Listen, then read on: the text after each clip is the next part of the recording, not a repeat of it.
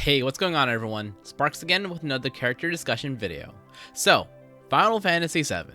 As if there weren't already enough units from that game in this game, and some who still aren't represented yet, we get Kadaj, coming from Final Fantasy VII Advent Children. Also, it got a 4K remaster that just came out, so good timing I guess?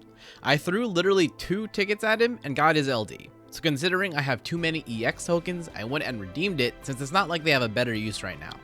If you want to know what this remnant does, what he offers to a team, and what I think of him, stick around and find out.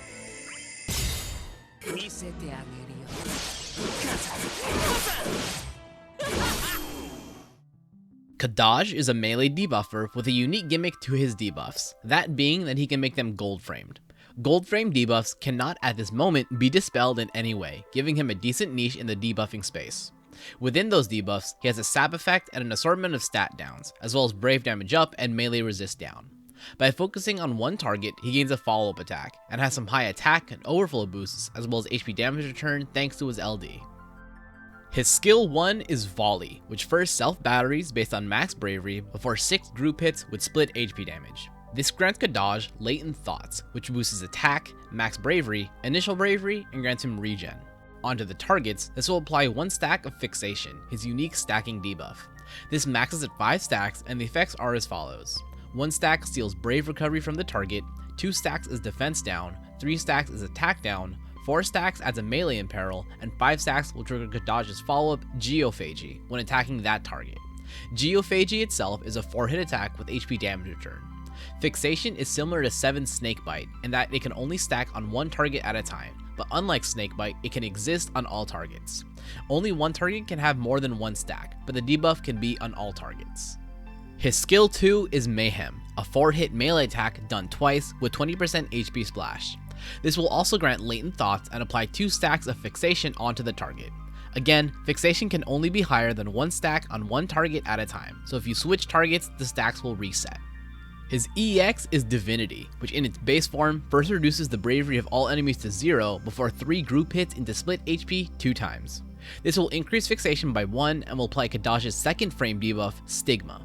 Stigma itself has a sap effect, attack down, and a brave damage increase, but the main thing it does is turn it and Fixation into gold frame debuffs. Being gold framed means the debuff cannot be cleansed by any means, at least not until fight designers decide otherwise. So far, they haven't yet. The EX Plus nicely increases his longevity, his power, and suddenly gives him a bit of extra utility. Realization increases the number of hits in the cast to 10, a double cast 5-hit attack. It also increases the overflow and more importantly gives him a free skill cast after EX. 1 ingot is a stat boost, and honestly it would have been nice if he got more attack, but I guess not. 2 ingots gives starting Latent Thoughts, 1 stack of Fixation onto all targets at the start of each wave, and 80% EX gauge, meaning he's 1 skill away from EX cast. 3 ingots add self-battery at the start of the cast, increases the potency and overflow, adds damage return after the first HP attack, and will also dispel 2 buffs from all targets. His LD is Burial Hour, a 4-hit attack done 3 times with HP damage return after the first 2 HP attacks. This will max out Fixation on the target and give Kadaj his unique effect, Mother's Casket. This has stacking effects based on the target's level of Fixation, increasing Kadaj's stolen overflow, attack, and giving him HP damage return after his attacks. The LD passive raises Kadaj's max bravery and attack. Kadaj is part debuffer, part attacker, and honestly, not too great in either. His whole deal was to introduce the gold frame mechanic, which by all regards is pretty neat. The thing is though, that's the extent of what he does well honestly. His attack efficiency isn't great due to low base overflow, decent HP damage return, and some regen. Similar to 7, another single target focused debuffer, any target besides the main one he's attacking doesn't really get the potent part of his debuffs on them. An EX providing a brave damage up is pretty neat, but the duration is not very long and the attack down and sap aren't that great either. Fixation at level 1 only gives Kadaj a sap effect when an enemy has brave gain in their moves, so it's even more specific in its usage compared to a traditional sap debuff. The melee imperil provided by Fixation 4 does help other damage dealers as well as himself, but considering that Kadaj's playstyle revolves around him focusing one target, in a multi-target fight you're likely focusing the other target with your other units, lessening how useful that melee imperil actually is. Against a single target, okay, that won't be half bad, but barely any Lufenia fights are a single target ordeal. The follow-up from Fixation 5 makes Kadaj seem more attack-leaning compared to a party slot debuffer like perhaps Gabranth or in the future Kefka. And while he does have some board nodes that give him increased damage against debuff targets, he could really use some sort of natural debuff weakness modifier like Kefka or Vincent on top of the attack boost he gets from Mother's Casket. He either serves as a flex spot or can be made to work as a primary damage unit for a team, but as a flex, his boosting is rather minimal and his damage is a bit subpar, and as primary damage, he definitely needs attack support via an enchant or damage boosting effects. With all that being said, Kadaj has been rerun, or rather he becomes permanently available via his lost chapter, and he got nothing. Sadly, absolutely nothing. Kadaj arrives at a point in the game where by the time their lost chapter arrives, they already have everything available to them. Maria gets LD on the Lost Chapter banner, and it's pretty cool, so that's good for her. But yeah, if you want some usability out of Kadaj, you'd best get him now, rather than later on. However, C90 Awakenings have launched, which can bring reworks and upgrades to the EX+. And also, as if Final Fantasy VII didn't already have enough of them, he's technically a burst candidate, since he's the kinda maybe the main antagonist of the movie. First things first, Fixation.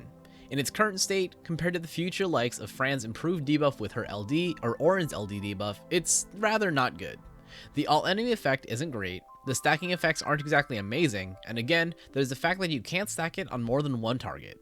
With the LD extension passive, it should be able to be improved, and the simplest thing they could do is move the melee imperil to one stack, so it actually does something useful to all targets. Increase the stat downs and add maybe another sap, maybe some HP poison to the higher stacks. Another idea would be to increase how high the debuff can go on the other targets, which ties into an issue I have with him in that if you're not using his additional ability to change the target fixation is active on, it takes too long to get it back up to 5 stacks. If it can go up to 3 stacks on all targets, then that would mean one use of his skill 2 would get it back up to 5, triggering his follow-up again. Similarly, have fixation stacks be applied at the start of the attack, not at the end.